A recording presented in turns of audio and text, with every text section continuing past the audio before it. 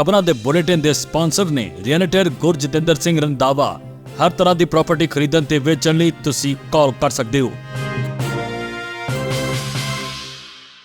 ਸਤਿ ਸ਼੍ਰੀ ਅਕਾਲ ਜੀ, ਤੁਸੀਂ ਦੇਖ ਰਹੇ ਹੋ ਪੰਜਾਬ ਮੇਲ USA TV ਤੇ ਮੈਂ ਸੁਰਭੀ। ਖਬਰਾਂ ਦੇ ਇਸ ਬੁਲੇਟਿਨ 'ਚ ਬਹੁਤ-ਬਹੁਤ ਸਵਾਗਤ। ਪੇਸ਼ ਆਨ ਦੇਸ਼ ਵਿਦੇਸ਼ ਨਾਲ ਜੁੜੀਆਂ ਹੋਈਆਂ ਕੁਝ ਖਾਸ ਤੇ ਚੋਣਵੀਆਂ ਖਬਰਾਂ। ਟਰੰਪ ਵੱਲੋਂ ਭਾਰਤੀਆਂ ਨੂੰ ਇੱਕ ਹੋਰ ਵੱਡਾ ਝਟਕਾ, ਵੀਜ਼ਾ ਦੇ ਨਿਯਮਾਂ 'ਚ ਕੀਤਾ ਬਦਲਾਅ। ਗੋਲਡ ਕਾਰਡ ਵੀਜ਼ਾ ਲਈ ਟਰੰਪ ਨੇ ਬਦਲੀਆਂ ਸ਼ਰਤਾਂ, ਅਮਰੀਕਾ 'ਚ ਐਂਟਰੀ ਲਈ ਹੁਣ ਦੇਣੇ ਪੈਣਗੇ ਕਰੋੜਾਂ ਰੁਪਏ। ਟੈਲੀਕਾਮ ਸਰਵਿਸ ਕਾਰਨ ਅਮਰੀਕਾ 'ਚ ਉਡਾਨਾਂ ਹੋਈਆਂ ਪ੍ਰਭਾਵਿਤ, ਸੈਂਕੜੇ ਫਲਾਈਟਸ ਨੂੰ ਕਰਨਾ ਪਿਆ ਰੱਦ। ਅਮਰੀਕਾ 'ਚ ਭਾਰਤੀਆਂ ਤੇ ਹਮਲੇ ਬੇਰੋਕ ਜਾਰੀ, ਦੱਖਣੀ ਕੈਰੋਲੀਨਾ 'ਚ ਇੱਕ ਗੁਜਰਾਤੀ ਔਰਤ ਦੀ ਗੋਲੀ ਮਾਰ ਕੇ ਹੱਤਿਆ। UK 'ਚ ਸਿੱਖ ਕੁੜੀ ਨਾਲ ਜਬਰ ਜਨਾਹ ਕਰਨ ਵਾਲਿਆਂ ਦੀ ਸੂਹ ਦੇਣ ਵਾਲਿਆਂ ਨੂੰ 20,000 ਪੌਂਡ ਦਾ ਇਨਾਮ ਦੇਣ ਦਾ ਐਲਾਨ। ਭਾਰਤ ਨਾਲ ਟੈਰਿਫ ਤਣਾਅ ਵਿਚਾਲੇ ਅਮਰੀਕਾ ਦਾ ਵੱਡਾ ਫੈਸਲਾ। ਹੁਣ ਇਹਨਾਂ ਖਬਰਾਂ ਦਾ ਵਿਸਤਾਰ। ਇਸ ਦੇ ਨਾਲ ਹੀ ਦੇਸ਼ ਤੇ ਵਿਦੇਸ਼ ਨਾਲ ਜੁੜੀਆਂ ਹੋਈਆਂ तमाम ਖਬਰਾਂ।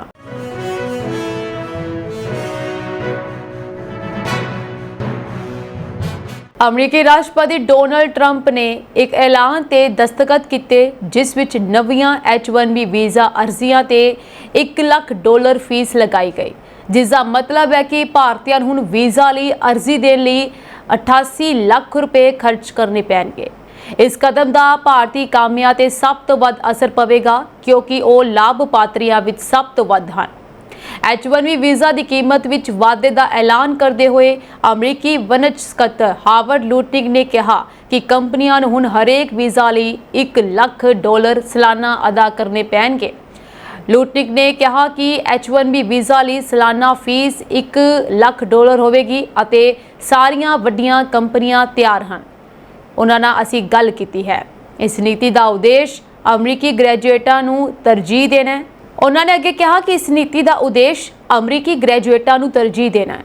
ਜੇਕਰ ਤੁਸੀਂ ਕਿਸੇ ਨੂੰ ਸਿਖਲਾਈ ਦੇਣ ਜਾ ਰਹੇ ਹੋ ਤਾਂ ਕਿਸੇ ਅਜਿਹੇ ਵਿਅਕਤੀ ਨੂੰ ਸਿਖਲਾਈ ਦਿਓ ਜੋ ਹਾਲ ਹੀ ਵਿੱਚ ਸਾਡੀਆਂ ਮਹਾਨ ਯੂਨੀਵਰਸਿਟੀਆਂ ਵਿੱਚੋਂ ਇੱਕ ਤੋਂ ਗ੍ਰੈਜੂਏਟ ਹੋਇਆ ਹੋਵੇ। ਅਮਰੀਕੀਆਂ ਨੂੰ ਸਿਖਲਾਈ ਦਿਓ। ਸਾਡੀਆਂ ਨੌਕਰੀਆਂ ਖੋਣ ਲਈ ਲੋਕਾਂ ਨੂੰ ਲਿਆਉਣਾ ਬੰਦ ਕਰੋ। ਉਸ ਤੋਂ ਬਾਅਦ ਟਰੰਪ ਨੇ ਕਿਹਾ ਹੈ ਕਿ ਟੈਕਨੋਲੋਜੀ ਖੇਤਰ ਇਸ ਬਦਲਾਅ ਦਾ ਸਮਰਥਨ ਕਰੇਗਾ। ਉਹ ਨਵੀਂ ਵੀਜ਼ਾ ਫੀਸ ਤੋਂ ਬਹੁਤ ਖੁਸ਼ ਹੋਣਗੇ। ਐਮਾਜ਼ੋਨ, ਐਪਲ, ਗੂਗਲ ਤੇ ਮੈਟਾ ਸਮੇਤ ਕਈ ਵੱਡੀਆਂ ਤਕਨੀਕੀ ਕੰਪਨੀਆਂ ਦੇ ਪ੍ਰਤੀਨਿਧੀਆਂ ਨੇ ਇਸ ਮੁੱਦੇ ਤੇ ਤੁਰੰਤ ਕੋਈ ਜਵਾਬ ਨਹੀਂ ਦਿੱਤਾ। ਸੋ ਤੁਹਾਨੂੰ ਦੱਸ ਦਵਾਂ ਕਿ ਅਧਿਕਾਰਤ ਅੰਕੜਿਆਂ ਦੇ ਅਨੁਸਾਰ ਭਾਰਤ ਵਿੱਚ 71% H-1B ਵੀਜ਼ਾ ਪ੍ਰਾਪਤ ਕਰਨ ਵਾਲਿਆਂ ਦੀ ਗਿਣਤੀ ਸਭ ਤੋਂ ਵੱਧ ਹੈ, ਜਦਕਿ ਚੀਨ 11.7% ਹੈ। H-1B ਵੀਜ਼ਾ ਆਮ ਤੌਰ ਤੇ 3 ਤੋਂ 6 ਸਾਲਾਂ ਦੀ ਮਿਆਦ ਲਈ ਜਾਰੀ ਕੀਤੇ ਜਾਂਦੇ ਹਨ। ਸੰਯੁਕਤ ਰਾਜ ਅਮਰੀਕਾ ਲੋਟਰੀ ਪ੍ਰਣਾਲੀ ਰਾਹੀਂ ਸਾਲਾਨਾ 85,000 H-1B ਵੀਜ਼ਾ ਜਾਰੀ ਕਰਦਾ ਹੈ। ਇਸ ਸਾਲ ਐਮਾਜ਼ੋਨ ਨੂੰ ਸਭ ਤੋਂ ਵੱਧ 10,000 ਤੋਂ ਵੱਧ ਕਰਮਚਾਰੀ ਮਿਲੇ। ਇਸ ਤੋਂ ਬਾਅਦ ਟਾਟਾ ਕੰਸਲਟੈਂਸੀ, ਮਾਈਕਰੋਸਾਫਟ, ਐਪਲ ਅਤੇ ਗੂਗਲ ਆਉਂਦੇ ਹਨ। USCIS ਦੇ ਅਨੁਸਾਰ ਕੈਲੀਫੋਰਨੀਆ ਵਿੱਚ H-1B ਕਰਮਚਾਰੀਆਂ ਦੀ ਗਿਣਤੀ ਸਭ ਤੋਂ ਵੱਧ ਹੈ। ਅਮਰੀਕੀ ਰਾਸ਼ਟਰਪਤੀ ਡੋਨਾਲਡ ਟਰੰਪ ਨੇ ਗੋਲਡ ਕਾਰਡ ਵੀਜ਼ਾ ਸੰਬੰਧੀ ਇੱਕ ਵੱਡਾ ਐਲਾਨ ਕੀਤਾ। ਉਹਨਾਂ ਨੇ ਗੋਲਡ ਕਾਰਡ ਵੀਜ਼ਾ ਦੀ ਫੀਸ ਵਧਾ ਦਿੱਤੀ ਹੈ। ਹੁਣ ਆਮ ਵਿਅਕਤੀਆਂ ਨੂੰ ਅਮਰੀਕਾ ਵਿੱਚ ਗੋਲਡ ਕਾਰਡ ਵੀਜ਼ਾ ਪ੍ਰਾਪਤ ਕਰਨ ਲਈ $1 ਮਿਲੀਅਨ ਯਾਨੀ ਕਿ 88.1 ਮਿਲੀਅਨ ਰੁਪਏ ਦਾ ਭੁਗਤਾਨ ਕਰਨਾ ਪਵੇਗਾ। ਕਾਰੋਬਾਰਾਂ ਲਈ ਇਹ ਰਕਮ ਜੋ ਹੈ $2 ਮਿਲੀਅਨ ਹੈ ਯਾਨੀ ਕਿ 17.6 ਕਰੋੜ ਰੁਪਏ। ਕਾਰਜਕਾਰੀ ਆਦੇਸ਼ ਜਾਰੀ ਕਰਦੇ ਹੋਏ ਟਰੰਪ ਨੇ ਕਿਹਾ ਕਿ ਸਾਡਾ ਮੰਨਣਾ ਹੈ ਕਿ ਇਹ ਸਫਲ ਹੋਵੇਗਾ। ਇਸ ਨਾਲ ਅਰਬਾਂ ਡਾਲਰ ਪੈਦਾ ਹੋਣਗੇ, ਜਿਸ ਨਾਲ ਟੈਕਸ ਘੱਟ ਹੋਣਗੇ ਅਤੇ ਸਾਨੂੰ ਕਰਜ਼ਾ ਚੁਕਾਉਣ ਅਤੇ ਹੋਰ ਕੰਮ ਕਰਨ ਦੀ ਆਗਿਆ ਮਿਲੇਗੀ। ਅਮਰੀਕੀ ਵਣਜ ਸਕੱਤਰ ਹਾਵਰਡ ਲੂਟਨਿਕ ਦੇ ਅਨੁਸਾਰ ਗੋਲਡ ਪਲਾਨ ਰਾਹੀਂ ਅਮਰੀਕਾ ਸਿਰਫ ਅਮੀਰ ਵਿਅਕਤੀਆਂ ਨੂੰ ਦੇਸ਼ ਵਿੱਚ ਦਾਖਲ ਹੋਣ ਦੀ ਇਜਾਜ਼ਤ ਦੇਵੇਗਾ। ਉਹਨਾਂ ਨੂੰ ਅਮਰੀਕਾ ਵਿੱਚ ਕਾਰੋਬਾਰ ਸ਼ੁਰੂ ਕਰਨ ਅਤੇ ਅਮਰੀਕੀਆਂ ਲਈ ਨੌਕਰੀਆਂ ਪੈਦਾ ਕਰਨ ਲਈ ਉਤਸ਼ਾਹਿਤ ਕਰੇਗਾ। ਲੂਟਨਿਕ ਨੇ ਗ੍ਰੀਨ ਕਾਰਡ ਪ੍ਰੋਗਰਾਮ ਦੀ ਵੀ ਆਲੋਚਨਾ ਕੀਤੀ ਹੈ। ਲੂਟਨਿਕ ਦਾ ਕਹਿਣਾ ਹੈ ਕਿ ਇਸ ਯੋਜਨਾ ਦੇ ਤਹਿਤ ਸਿਰਫ ਹੇਠਲੇ ਪੱਧਰ ਦੇ ਵਿਅਕਤੀ ਹੀ ਅਮਰੀਕਾ ਆਏ ਜੋ ਹਰ ਸਾਲ ਸਿਰਫ $66,000 ਯਾਨੀ ਕਿ 58.14 ਲੱਖ ਰੁਪਏ ਕਮਾਉਂਦੇ ਸਨ। ਲੂਟਨਿਕ ਦੇ ਅਨੁਸਾਰ ਇਤਿਹਾਸਕ ਤੌਰ ਤੇ ਨੌਕਰੀ ਆਧਾਰਿਤ ਗ੍ਰੀਨ ਕਾਰਡ ਪ੍ਰੋਗਰਾਮ ਦੇ ਤਹਿਤ ਹਰ ਸਾਲ 2,81,000 ਲੋਕ ਅਮਰੀਕਾ ਆਉਂਦੇ ਹਨ। ਉਹ $66,000 ਕਮਾਉਂਦੇ ਹਨ ਅਤੇ ਸਰਕਾਰੀ ਲਾਭਾਂ ਦਾ ਆਨੰਦ ਵੀ ਮਾਣਦੇ ਹਨ। ਇਹ ਅਜੀਬ ਹੈ। ਅਮਰੀਕਾ ਦੁਨੀਆ ਦਾ ਪਹਿਲਾ ਦੇਸ਼ ਹੋਵੇਗਾ ਜੋ ਹੇਠਲੇ ਪੱਧਰ ਦੇ ਵਿਅਕਤੀਆਂ ਨੂੰ ਆਪਣੇ ਦੇਸ਼ ਵਿੱਚ ਸੱਦਾ ਦੇਵੇਗਾ। ਉਹਨਾਂ ਨੇ ਅੱਗੇ ਕਿਹਾ, ਅਸੀਂ ਇਹ ਸਭ ਬੰਦ ਕਰਨ ਜਾ ਰਹੇ ਹਾਂ। ਹੁਣ ਅਸੀਂ ਅਮਰੀਕਾ ਦੇ ਦਰਵਾਜ਼ੇ ਸਿਰਫ ਉੱਚ ਵਰਗ ਲਈ ਖੋਲਾਂਗੇ। ਅਮਰੀਕੀਆਂ ਤੋਂ ਨੌਕਰੀਆਂ ਲੈਣ ਦੀ ਬਜਾਏ ਉਹ ਇੱਥੇ ਕਾਰੋਬਾਰ ਕਰਨਗੇ, ਜਿਸ ਨਾਲ ਅਮਰੀਕੀਆਂ ਲਈ ਹੋਰ ਨੌਕਰੀਆਂ ਪੈਦਾ ਹੋਣਗੀਆਂ। ਇਸ ਨਾਲ ਅਮਰੀਕੀ ਖਜ਼ਾਨੇ ਨੂੰ $100 ਬਿਲੀਅਨ ਤੋਂ ਵੱਧ ਦਾ ਫਾਇਦਾ ਹੋਵੇਗਾ। ਅਮਰੀਕਾ ਦੇ ਡਲਾਸ ਖੇਤਰ ਦੇ 2 ਹਵਾਈ ਅੱਡਿਆਂ ਤੇ ਪਹੁੰਚਣ ਵਾਲੇ ਯਾਤਰੀਆਂ ਨੂੰ ਕਾਫੀ ਮੁਸ਼ਕਲਾਂ ਦਾ ਸਾਹਮਣਾ ਕਰਨਾ ਪਿਆ। 1800 ਤੋਂ ਵੱਧ ਉਡਾਨਾਂ ਵਿੱਚ ਦੇਰੀ ਨੇ ਯਾਤਰੀਆਂ ਦੀ ਚਿੰਤਾ ਵਧਾ ਦਿੱਤੀ ਹੈ, ਜਿਸ ਕਾਰਨ ਸੈਂਕੜੇ ਰੱਦ ਕੀਤੇ ਗਏ ਹਨ। ਫੈਡਰਲ ਐਵੀਏਸ਼ਨ ਐਡਮਿਨਿਸਟ੍ਰੇਸ਼ਨ ਦੇ ਦੂਰਸੰਚਾਰ ਵਿਘਨ ਕਾਰਨ ਉਡਾਨਾਂ ਰੋਕ ਦਿੱਤੀਆਂ ਹਨ, ਜਿਸ ਨਾਲ ਯਾਤਰੀਆਂ ਨੂੰ ਕਾਫੀ ਅਸੁਵਿਧਾ ਹੋ ਰਹੀ ਹੈ। ਯਾਤਰੀ ਹਵਾਈ ਅੱਡੇ ਤੇ ਹੋਰ ਅਪਡੇਟਸ ਲਈ ਉਡੀਕ ਕਰ ਰਹੇ ਹਨ। ਫੈਡਰਲ ਐਵੀਏਸ਼ਨ ਐਡਮਿਨਿਸਟ੍ਰੇਸ਼ਨ ਨੇ ਰਿਪੋਰਟ ਦਿੱਤੀ ਹੈ ਕਿ ਸਥਾਨਕ ਟੈਲੀਫੋਨ ਕੰਪਨੀ ਦੇ ਉਪਕਰਨਾਂ ਵਿੱਚ ਕਥਿਤ ਸਮੱਸਿਆ ਕਾਰਨ ਆਵਾਜਾਈ ਹੌਲੀ ਹੋ ਰਹੀ ਹੈ, ਜਿਸ ਵਿੱਚ FAA ਉਪਕਰਨ ਸ਼ਾਮਲ ਨਹੀਂ ਹਨ। ਏਜੰਸੀ ਦਾ ਕਹਿਣਾ ਹੈ ਕਿ FAA ਕਾਰਨ ਦਾ ਪਤਾ ਲਗਾਉਣ ਦੇ ਲਈ ਟੈਲੀਫੋਨ ਕੰਪਨੀ ਨਾਲ ਕੰਮ ਕਰ ਰਿਹਾ ਹੈ।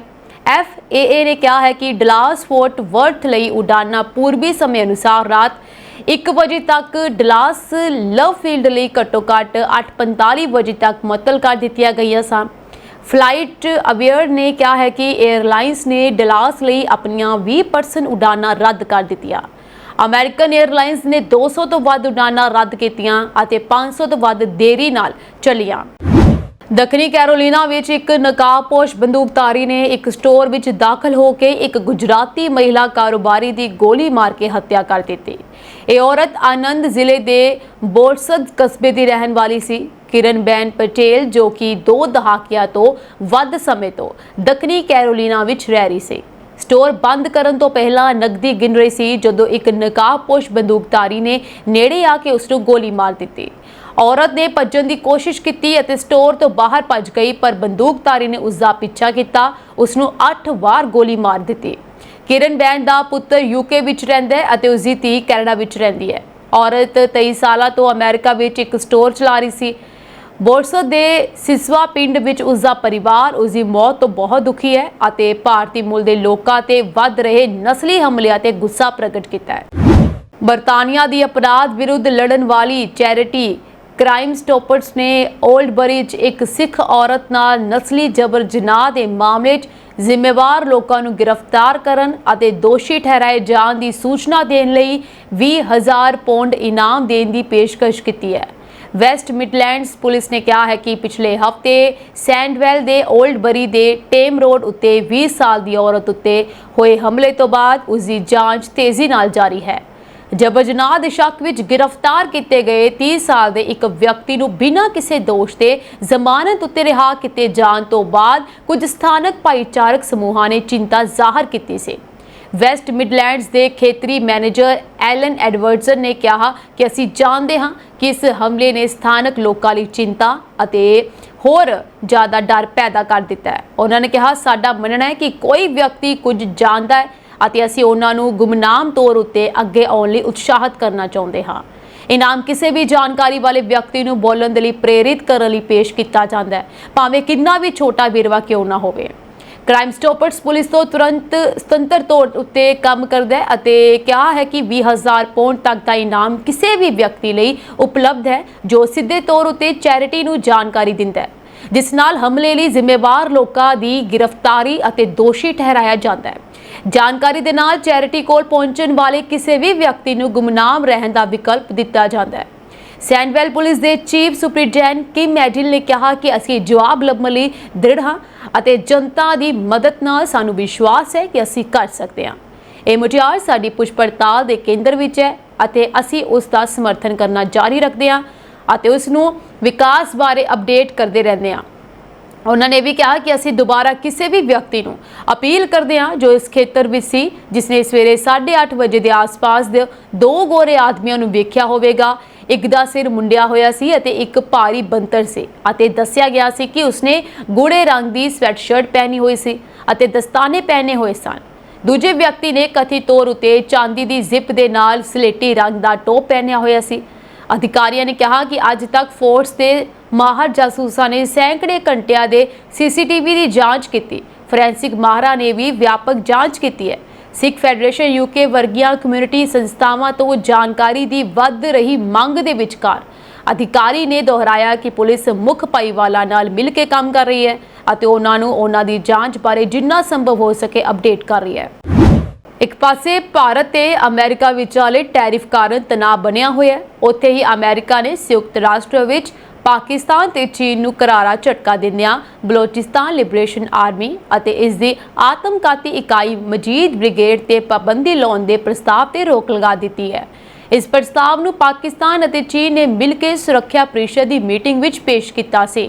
ਦੋਵਾਂ ਦੇਸ਼ਾਂ ਨੇ ਮੰਗ ਕੀਤੀ ਸੀ ਕਿ BLA ਨੂੰ ਪਾਬੰਦੀਸ਼ੁਦਾ ਸੰਗਠਨ ਐਲਾਨਿਆ ਜਾਵੇ। ਸੁਰੱਖਿਆ ਪ੍ਰੀਸ਼ਦ ਦੀ ਮੀਟਿੰਗ ਵਿੱਚ ਪਾਕਿਸਤਾਨ ਨੇ ਦਾਅਵਾ ਕੀਤਾ ਕਿ BLA ਮਜੀਦ ਬ੍ਰਿਗੇਡ ਅਲ-ਕਾਇਦਾ ਅਤੇ ਤਹਿਰੀਕ-ਏ-ਤਾਲਿਬਾਨ ਵਰਗੇ ਅੱਤਵਾਦੀ ਸੰਗਠਨ ਅਫਗਾਨਿਸਤਾਨ ਦੀ ਧਰਤੀ ਤੋਂ ਕੰਮ ਕਰ ਰਹੇ ਹਨ ਅਤੇ ਸਰਹੱਦ ਪਾਰ ਹਮਲੇ ਕਰ ਰਹੇ ਹਨ।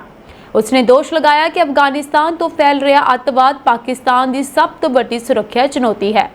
ਅਮਰੀਕਾ ਦੇ ਨਾਲ-ਨਾਲ ਬ੍ਰਿਟੇਨ ਅਤੇ ਫਰਾਂਸ ਨੇ ਵੀ ਇਸ ਪ੍ਰਸਤਾਵ ਦਾ ਵਿਰੋਧ ਕੀਤਾ ਹੈ। ਅਮਰੀਕਾ ਨੇ ਹੀ ਪਿਛਲੇ ਮਹੀਨੇ BLA ਅਤੇ ਮਜੀਦ ਬ੍ਰਿਗੇਡ ਨੂੰ ਵਿਦੇਸ਼ੀ ਅੱਤਵਾਦੀ ਸੰਗਠਨ ਐਲਾਨਿਆ ਸੀ। ਅਮਰੀਕਾ ਨੇ ਕਿਹਾ ਹੈ ਕਿ BLA ਨੂੰ ਅਲ-ਕਾਇਦਾ ਨਾਲ ਜੋੜਨ ਲਈ ਪੁਖਤਾ ਸਬੂਤ ਨਹੀਂ ਹਨ, ਇਸ ਲਈ ਇਸ ਨੂੰ ਸੰਯੁਕਤ ਰਾਸ਼ਟਰ ਦੀ 1267 ਪਾਬੰਦੀਆਂ ਵਾਲੀ ਸੂਚੀ ਵਿੱਚ ਨਹੀਂ ਰੱਖਿਆ ਜਾ ਸਕਦਾ। ਇਸ ਸੂਚੀ ਵਿੱਚ ਰੱਖਣ ਨਾਲ ਕਿਸੇ ਵੀ ਸੰਗਠਨ ਤੇ ਯਾਤਰਾ ਪਾਬੰਦੀਆਂ, ਜਾਇਦਾਦ ਫ੍ਰੀਜ਼ ਅਤੇ ਹਥਿਆਰਾਂ ਦੀ ਖਰੀਦ ਤੇ ਰੋਕ ਲੱਗ ਜਾਂਦੀ ਹੈ। ਪਿਛਲੇ ਮਹੀਨੇ ਅਮਰੀਕੀ ਵਿਦੇਸ਼ ਮੰਤਰੀ ਮਾਰਕੋ ਰੂਬੀਓ ਨੇ ਕਿਹਾ ਸੀ ਕਿ BLA ਨੇ 2024 ਵਿੱਚ ਕਰਾਚੀ ਹਵਾਈ ਅੱਡੇ ਦੇ ਨੇੜੇ ਅਤੇ ਗਵਾਦਰ ਪੋਰਟ ਅਥਾਰਟੀ ਕੰਪਲੈਕਸ ਤੇ ਆਤਮਘਾਤੀ ਹਮਲਿਆਂ ਦੀ ਜ਼ਿੰਮੇਵਾਰੀ ਲਈ ਸੀ। ਮਾਰਚ 2025 ਵਿੱਚ ਜਾਫਰ ਐਕਸਪ੍ਰੈਸ ਟ੍ਰੇਨ ਨੂੰ ਹਾਈਜੈਕ ਕਰਨ ਦੀ ਜ਼ਿੰਮੇਵਾਰੀ ਵੀ ਲਈ ਸੀ, ਜਿਸ ਵਿੱਚ 31 ਨਾਗਰਿਕ ਅਤੇ ਸੁਰੱਖਿਆ ਕਰਮਚਾਰੀ ਮਾਰੇ ਗਏ ਸਨ ਅਤੇ 300 ਤੋਂ ਵੱਧ ਯਾਤਰੀਆਂ ਨੂੰ ਬੰਦੀ ਬਣਾਇਆ ਗਿਆ ਸੀ। ਅਮਰੀਕੀ ਰਾਸ਼ਟਰਪਤੀ ਡੋਨਾਲਡ ਟਰੰਪ ਨੇ ਟਿਕਟੌਕ ਸੌਦੇ ਨੂੰ ਲੈ ਕੇ ਇੱਕ ਵੱਡਾ ਬਿਆਨ ਦਿੱਤਾ ਹੈ। ਉਹਨਾਂ ਨੇ ਕਿਹਾ ਟਿਕਟੌਕ ਸੌਦਾ ਜਲਦੀ ਹੀ ਹੋਣ ਵਾਲਾ ਹੈ ਅਤੇ ਨਿਵੇਸ਼ਕ ਇਸ ਦੇ ਲਈ ਤਿਆਰ ਹੋ ਰਹੇ ਹਨ। ਚੀਨੀ ਰਾਸ਼ਟਰਪਤੀ ਸ਼ੀ ਜਿਨਪਿੰਗ ਨੇ ਸਥਾਨਕ ਸਮੇਂ ਅਨੁਸਾਰ ਕਿਹਾ ਕਿ ਉਹਨਾਂ ਨੇ ਅਮਰੀਕਾ ਵਿੱਚ ਕੰਮ ਕਰਨਾ ਜਾਰੀ ਰੱਖਣ ਲਈ ਟਿਕਟੌਕ ਸੌਦੇ ਨੂੰ ਮਨਜ਼ੂਰੀ ਦੇ ਦਿੱਤੀ ਹੈ।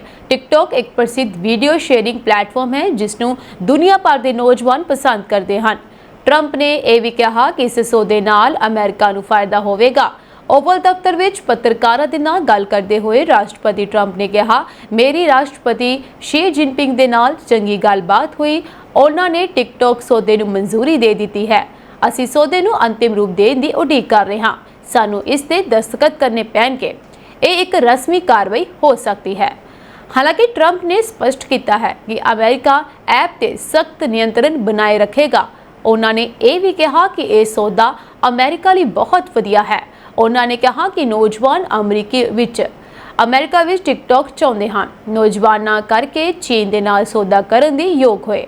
ਟਰੰਪ ਨੇ ਇਹ ਵੀ ਕਿਹਾ ਕਿ ਉਹਨਾਂ ਨੂੰ ਉਮੀਦ ਹੈ ਕਿ ਇਹ ਉਹਨਾਂ ਲਈ ਵੀ ਇੱਕ ਚੰਗਾ ਸੌਦਾ ਹੋਵੇਗਾ। ਇਹ ਅਮਰੀਕੀ ਨਿਵੇਸ਼ਕ ਹਨ, ਉਹ ਵਿੱਤੀ ਤੌਰ ਤੇ ਬਹੁਤ ਖੁਸ਼ਹਾਲ ਹਨ। ਉਹਨਾਂ ਦਾ ਇਸ ਤੇ ਕੰਟਰੋਲ ਹੋਵੇਗਾ। ਟਰੰਪ ਨੇ ਅੱਗੇ ਕਿਹਾ ਕਿ ਉਹ ਚੀਨੀ ਰਾਸ਼ਟਰਪਤੀ ਦਾ ਧੰਨਵਾਦ ਕਰਨਗੇ ਕਿਉਂਕਿ ਉਹ ਇੱਕ ਸੱਜਣ ਹਨ। ਸਾਡੇ ਚੰਗੇ ਸਬੰਧ ਹਨ। ਤੁਹਾਨੂੰ ਦੱਸ ਦਈਏ ਕਿ ਟਰੰਪ ਅਤੇ ਸ਼ੀ ਜਿਨਪਿੰਗ ਵਿਚਕਾਰ ਟੈਲੀਫੋਨ ਤੇ ਗੱਲਬਾਤ ਹੋਈ ਸੀ, ਜਿਸ ਵਿੱਚ ਚੀਨੀ ਐਪ ਟਿਕਟੌਕ ਸਮੇਤ ਕਈ ਮੁੱਦਿਆਂ ਤੇ ਚਰਚਾ ਕੀਤੀ ਗਈ ਸੀ। ਕੈਲੀਫੋਰਨੀਆ ਵਿੱਚ ਇੱਕ ਭਾਰਤੀ ਟਰੱਕ ਡਰਾਈਵਰ ਨੂੰ 1000 ਪਾਉਂਡ ਸ਼ੱਕੀ ਕੋਕੀਨ ਸਣੇ ਗ੍ਰਿਫਤਾਰ ਕੀਤਾ ਗਿਆ, ਜਦਕਿ ਕੈਨੇਡਾ ਦੇ ਵਿੱਚ ਇੱਕ ਭਾਰਤੀ ਟਰੱਕਰ ਨੂੰ ਨਸ਼ਾ ਤਸਕਰੀ ਦੇ ਮਾਮਲੇ ਵਿੱਚ 12 ਸਾਲ ਵਾਸਤੇ ਜੇਲ੍ਹ ਭੇਜਿਆ ਜਾ ਸਕਦਾ ਹੈ। ਬੇਅਰਸਟੋ ਪੁਲਿਸ ਨੇ ਦੱਸਿਆ ਕਿ ਫ੍ਰੀਵੇ ਰੋਡ ਅਤੇ ਲੈਂਡਵੁੱਡ ਰੋਡ ਇਲਾਕੇ ਵਿੱਚ ਇੱਕ ਟਰੱਕ ਨੂੰ ਵਹੀਕਲ ਕੋਡ ਵਾਇਲੇਸ਼ਨ ਦੇ ਸ਼ੱਕ ਹੇਠ ਰੋਕਿਆ ਗਿਆ, ਪਰ ਇਸੇ ਦੌਰਾਨ ਪੁਲਿਸ ਦੇ ਕੁੱਤੇ ਨੇ ਟ੍ਰੇਲਰ ਵਿੱਚ ਨਸ਼ੀਲੇ ਪਦਾਰਥ ਹੋਣ ਦਾ ਸੰਕੇਤ ਦੇ ਦਿੱਤਾ। ਪੁਲਿਸ ਨੇ ਐਰੀਜ਼ੋਨਾ ਦੇ ਵਸਨੀਕ ਯੁਵਾਰੀ ਸਿੰਘ ਨੂੰ ਨੋ ਅਲਰਟ ਬਾਰੇ ਦੱਸਿਆ ਤਾਂ ਉਸਨੇ ਟਰੱਕ ਦੀ ਤਲਾਸ਼ੀ ਲਈ ਸਹਿਮਤੀ ਦੇ ਦਿੱਤੀ। ਤਲਾਸ਼ੀ ਦੌਰਾਨ 453 ਕਿਲੋ ਸ਼ੱਕੀ ਕੋਕੀਨ ਬਰਾਮਦ ਕੀਤੀ ਗਈ, ਜੋ ਨਾਮੀ ਨਸ਼ਾ ਤਸਕਰ ਪਾਬਲੋ ਐਸਕੋਬਾਰ ਦੀਆਂ ਤਸਵੀਰਾਂ ਵਾਲੇ ਪੈਕਟਾਂ ਵਿੱਚ ਬੰਦ ਸੀ। ਯੁਵਾਰੀ ਸਿੰਘ ਨੂੰ ਗ੍ਰਿਫਤਾਰ ਕਰਕੇ ਹਾਈ ਡੈਜ਼ਰਟ ਡਿਟੈਂਸ਼ਨ ਸੈਂਟਰ ਲਿਜਾਇਆ ਗਿਆ ਅਤੇ ਬੇਅਰਸਟੋ ਪੁਲਿਸ ਨੇ ਨਸ਼ਿਆਂ ਦੀ ਖੇਪ ਜ਼ਬਤ ਕਰ ਲਈ ਹੈ। ਦੂਜੇ ਪਾਸੇ ਕੈਨੇਡਾ ਦੇ ਵਿੱਚ ਨਸ਼ਾ ਤਸਕਰੀ ਦਾ ਮੁਕੱਦਮਾ ਭੁਗਤ ਰਹੇ ਟਰੱਕ ਡਰਾਈਵਰ ਚੰਦਰ ਸਿਦਾਰ ਨੂੰ 9 ਤੋਂ 12 ਸਾਲ ਤੱਕ ਦੀ ਸਜ਼ਾ ਸੁਣਾਈ ਜਾ ਸਕਦੀ ਹੈ। ਕੈਲੇਡਨ ਦੇ ਚੰਦਰ ਸਿਦਾਰ ਨੇ 84 ਕਿਲੋ ਕੋਕੀਨ ਦੀ ਤਸਕਰੀ ਦਾ ਗੁਨਾਹ ਬੀਤੇ ਮਈ ਮਹੀਨੇ ਦੌਰਾਨ ਕਬੂਲ ਕਰ ਲਿਆ ਸੀ। ਚੰਦਰ ਸਿਦਾਰ ਦੇ ਵਕੀਲ ਜਿਮੀ ਵੱਲੋਂ ਆਪਣੇ ਮੁਵੱਕਲ ਨਾਲ ਨਰਮੀ ਵਰਤਣ ਦੀ ਅਪੀਲ ਕੀਤੀ ਗਈ ਹੈ। ਸਜ਼ਾ ਦੀ ਮਿਆਦ ਬਾਰੇ ਸੁਣਵਾਈ ਦੌਰਾਨ ਜਿੰਮੀ ਨੇ ਕਿਹਾ ਕਿ 57 ਸਾਲ ਦੇ ਹੋ ਚੁੱਕੇ ਚੰਦਰ ਸਿਦਾਰ ਨੇ 30 ਸਾਲ ਸਖਤ ਮਿਹਨਤ ਕਰਦਿਆਂ ਕੈਨੇਡਾ ਦੇ ਵਿੱਚ ਲੰਘਾ ਦਿੱਤੇ ਅਤੇ ਇਮਾਨਦਾਰੀ ਨਾਲ ਟੈਕਸ ਅਦਾ ਕੀਤਾ। ਇੱਥੇ ਦੱਸਣਾ ਬਣਦਾ ਹੈ ਕਿ 14 ਦਸੰਬਰ 2022 ਨੂੰ ਚੰਦਰ ਸਿਦਾਰ ਸਾਰਨੀਆ ਦੇ ਬਲੂ ਵਾਟਰ ਬ੍ਰਿਜ ਰਾਹੀਂ ਅਮਰੀਕਾ ਤੋਂ ਕੈਨੇਡਾ ਦਾਖਲ ਹੋ ਰਿਹਾ ਸੀ ਜਦੋਂ ਟਰੱਕ ਦੀ ਤਲਾਸ਼ੀ ਦੌਰਾਨ ਕੋਕੀਨ ਬਰਾਮਦ ਕੀਤੀ ਗਈ। ਅਦਾਲਤੀ ਦਸਤਾਵੇਜ਼ਾਂ ਦੇ ਮੁਤਾਬਕ ਚੰਦਰ ਸਿਦਾਰ ਨੇ ਕੈਲੀਫੋਰਨੀਆ ਤੋਂ ਟਰੱਕ ਲੱਦਿਆ ਪਰ ਰਾਹ ਵਿੱਚ ਅਜਿਹੀ ਜਗ੍ਹਾ ਤੇ ਰੋਕਿਆ ਜੋ ਟਰੱਕਿੰਗ ਦੇ ਕਿਤੇ ਨਾਲ ਸੰਬੰਧਿਤ ਨਹੀਂ ਸੀ, यानी कि किसी भी ट्रकिंग सिस्टम नाल संबंधित नहीं सी। उसने फोन राही कई टैक्सट मैसेज भेजे जिन्हां विच ट्रक दे रंग अते मुलाकात की जगह बारे जिक्र किया गया सी। RCMP दे एक सार्जेंट मुताबक कोकीन की अंदाजन कीमत $7.5 मिलियन तो $12 मिलियन दरमियान हो सकती है। उधर सरकारी वकील मार्टन ने चंद्र सिदार नूं 12 साल वास्ते जेल भेजण की मांग की। मिसाल पेश करदियां उन्होंने कहा कि ब्रैंटफोर्ड दे एक दोषी नूं $5 मिलियन की कोकीन जब्त होने ते 11 साल कैद की सज़ा सुनाई गई। अजिहे विच चंद्र सिदार नूं वध तो वध सज़ा मिलनी चाहिए है। उन्होंने सवाल उठाया कि जे 84 किलो कोकीन कैनेडा दाखिल हो जाती तो अनकियासी तबाही मचा सकती सी। इसके जवाब में जिम्मी ने कहा कि उसके मुवक्कल के सिर ते $2 मिलियन का कर्जा है और उसका घर विकन वाला सी जिसनूं बचाउण दे लई ओह कोकीन की खेप लियाउण वास्ते राजी होया। बचाव पक्ष के वकील ने दलील दी कि हुण चंद्र सिदार गंभीर सेहत समस्यावां विच भी घिर चुकिया है। दोहां धਿਰਾਂ ਦੀਆਂ दलीलां सुनण मगरों जज ने कहा सज़ा का ऐलान नवंबर विच कीता जावेगा। बजट विच कटौती नूं लैके फ्रांस विच वड्डे पद्धर ते विरोध प्रदर्शन हो रहे हैं। ट्रेड यूनियंस ने हड़ताल का सद्दा दिता जिस विच ਲੱਖਾਂ लोग शामिल होए।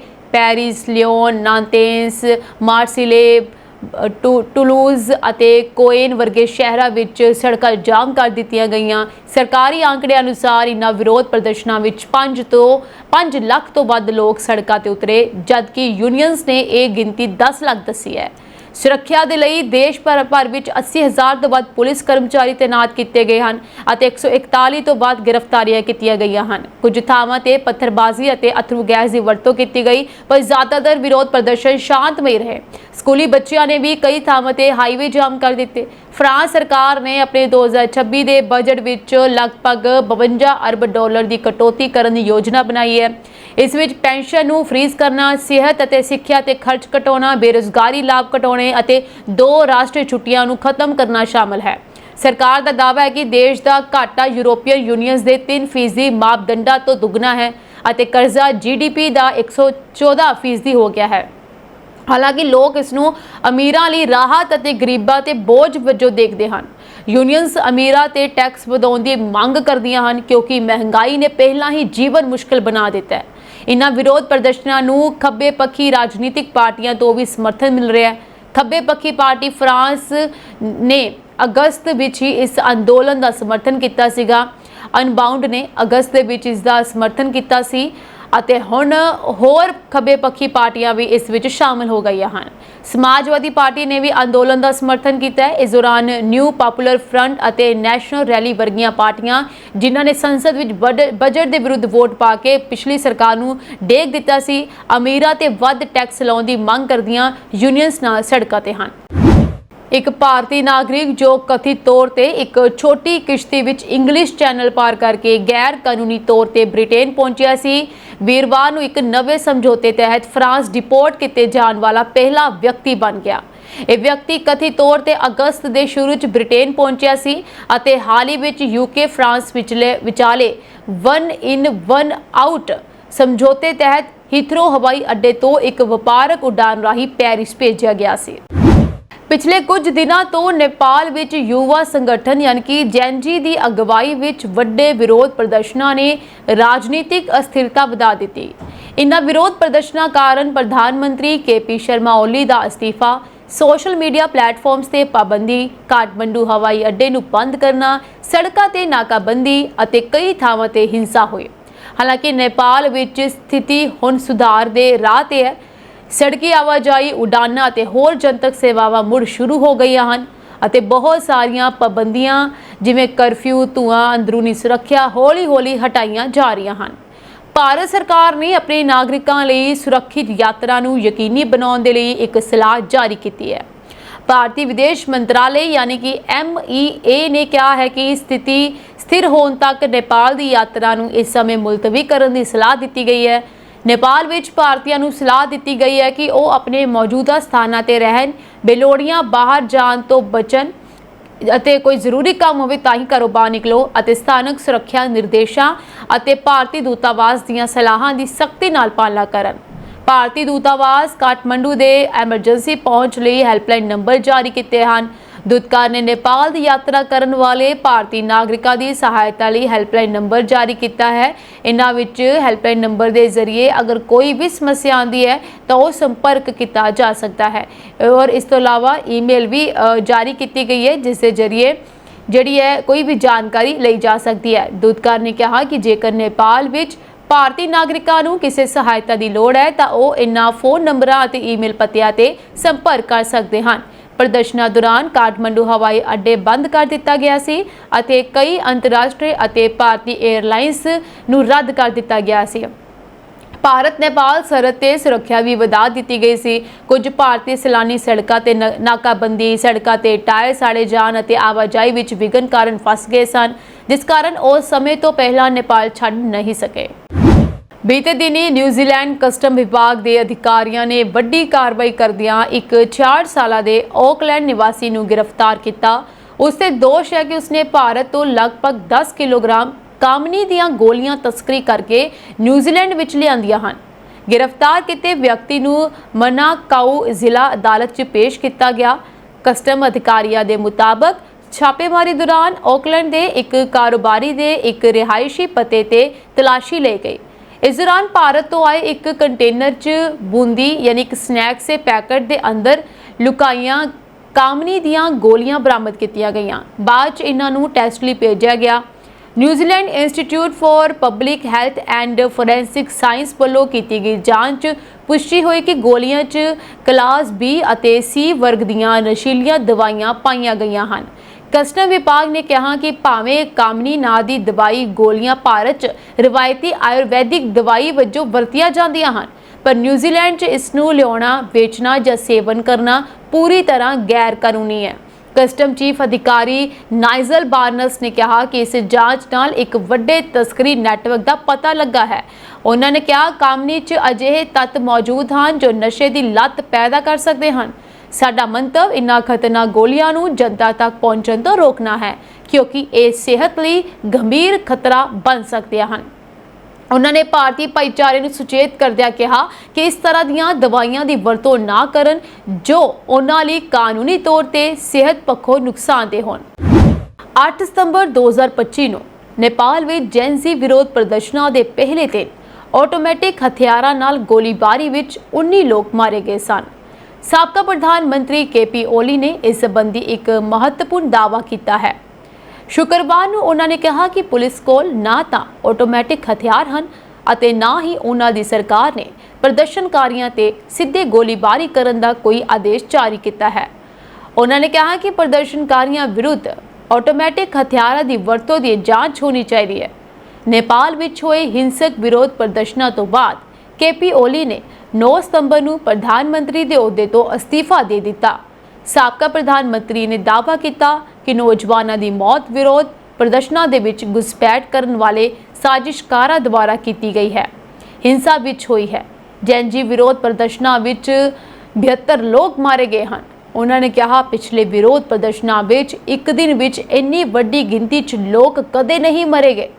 ਪੁਲਿਸ ਦੇ ਅਨੁਸਾਰ ਜੈਨਜੀ ਵਿਰੋਧ ਪ੍ਰਦਰਸ਼ਨਾਂ ਵਿੱਚ ਘੱਟੋ-ਘੱਟ 72 ਲੋਕਾਂ ਦੀ ਪੁਸ਼ਟੀ ਹੋਈ ਹੈ। ਮ੍ਰਿਤਕਾਂ ਵਿੱਚ ਪਟੇਨੀ ਸੁਪਰਮਾਰਕੀਟ ਵਿੱਚ ਮ੍ਰਿਤਕ ਪਾਏ ਗਏ ਲੋਕ ਵੀ ਸ਼ਾਮਲ ਹਨ, ਜਿਸ ਨੂੰ ਭੀੜ ਨੇ ਸਾੜ ਦਿੱਤਾ ਸੀ। KP ਓਲੀ ਦਾ ਕਹਿਣਾ ਹੈ ਕਿ ਸਿੰਘਾ ਦਰਬਾਰ, ਸਰਕਾਰ ਦੇ ਮੁੱਖ ਪ੍ਰਸ਼ਾਸਕੀ ਕੇਂਦਰ, ਸੰਸਦ ਭਵਨ, ਸੁਪਰੀਮ ਕੋਰਟ ਦੀ ਇਮਾਰਤ, ਹੋਰ ਅਦਾਲਤੀ ਕੰਪਲੈਕਸ, ਵਪਾਰਕ ਅਦਾਰਿਆਂ ਅਤੇ ਰਾਜਨੀਤਿਕ ਪਾਰਟੀ ਦੇ ਦਫ਼ਤਰਾਂ ਵਿੱਚ ਹਿੰਸਕ ਵਿਰੋਧ ਪ੍ਰਦਰਸ਼ਨਾਂ ਦੌਰਾਨ ਹੋਈ ਅੱਗ ਇੱਕ ਸਾਜ਼ਿਸ਼ ਹੈ। ਕਾਠਮੰਡੂ ਤੋਂ ਲਗਭਗ 4 ਕਿਲੋਮੀਟਰ ਦੂਰ ਭਗਤਪੁਰ ਦੇ ਬਾਲਕੋਟ ਖੇਤਰ ਵਿੱਚ ਸਥਿਤ ਓਲੀ ਦੇ ਘਰ ਨੂੰ ਵੀ ਅੱਗ ਲਗਾਈ ਗਈ। ਸ਼ੇਰ ਬਹਾਦਰ ਦਿਉਬਾ, ਪੁਸ਼ਪ ਕਮਲ ਦਹਲ ਉਰਫ ਪ੍ਰਚੰਡ ਅਤੇ ਜਲਾਨਾਥ ਖਨਾਲ ਸਮੇਤ ਹੋਰ ਸਾਬਕਾ ਪ੍ਰਧਾਨ ਮੰਤਰੀਆਂ ਦੇ ਘਰਾਂ ਨੂੰ ਵੀ ਨਿਸ਼ਾਨਾ ਬਣਾਇਆ ਗਿਆ। ਹਿੰਸਕ ਵਿਰੋਧ ਪ੍ਰਦਰਸ਼ਨਾਂ ਤੋਂ ਬਾਅਦ ਕੇਪੀ ਓਲੀ ਨੇਪਾਲ ਫੌਜ ਦੀ ਸੁਰੱਖਿਆ ਹੇਠ ਹਨ। ਉਹ ਵੀਰਵਾਰ ਨੂੰ ਫੌਜ ਦੀ ਸੁਰੱਖਿਆ ਛੱਡ ਕੇ ਕਾਠਮੰਡੂ ਤੋਂ ਲਗਭਗ 12 ਕਿਲੋਮੀਟਰ ਦੂਰ ਭਗਤਪੁਰ ਦੇ ਗੁੰਡੂ ਖੇਤਰ ਵਿੱਚ ਕਿਰਾਏ ਦੇ ਘਰ ਵਿੱਚ ਚਲੇ ਗਏ ਹਨ। ਇਹ ਸਾਂਝੀ ਦੇਸ਼ ਵਿਦੇਸ਼ ਨਾਲ ਜੁੜੀਆਂ ਹੋਈਆਂ ਕੁਝ ਖਾਸ ਤੇ ਚੋਣਵੀਆਂ ਖਬਰਾਂ ਹੋਰ ਅਪਡੇਟਸ ਨਾਲ ਜੁੜੇ ਰਹਿਣ ਦੇ ਲਈ ਤੁਸੀਂ ਬਨੇ ਰਹੋ ਜੀ ਪੰਜਾਬ ਮਿਲ ਯੂਨੀਵਰਸਿਟੀ ਦੇ ਨਾਲ। ਤੁਹਾਡੇ ਸਭ ਦਾ ਬਹੁਤ ਬਹੁਤ ਧੰਨਵਾਦ।